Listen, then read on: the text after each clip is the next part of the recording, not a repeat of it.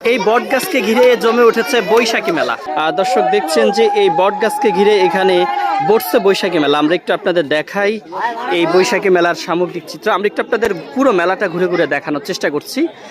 বিশাল আকারের একটি বট গাছ রয়েছে এবং এই বট গাছকে ঘিরেই আসলে এখানে জমে উঠেছে বৈশাখী মেলা। গাছের নিচে জমে উঠেছে বৈশাখী মেলা। আপনারা দেখছেন যে বেশিরভাগই খেলনা আইটেম, যেহেতু শিশুদের আগমন ঘটে বেশি এই মেলাতে। শিশুদের আকৃষ্ট করার জন্য আসলে এখানে নানা ধরনের খেলনা সামগ্রী নিয়ে আসা হয়েছে। আপনারা দেখছেন যে এই মুহূর্তে মেলা একেবারে জমে উঠেছে। দর্শক দেখছেন যে বৈশাখী মেলা সেই চিরচেনা দৃশ্য।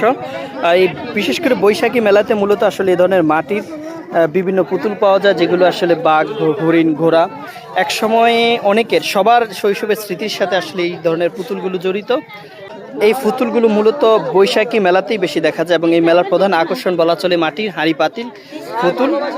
আপনারা দেখছেন যে এখানেও কিন্তু অনেক পুতুল রয়েছে এবং প্রচুর বিক্রি হচ্ছে। কি অবস্থা?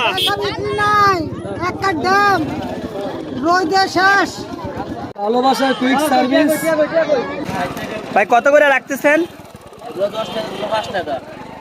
10 টাকা। এগুলোর কি বলে ভাই?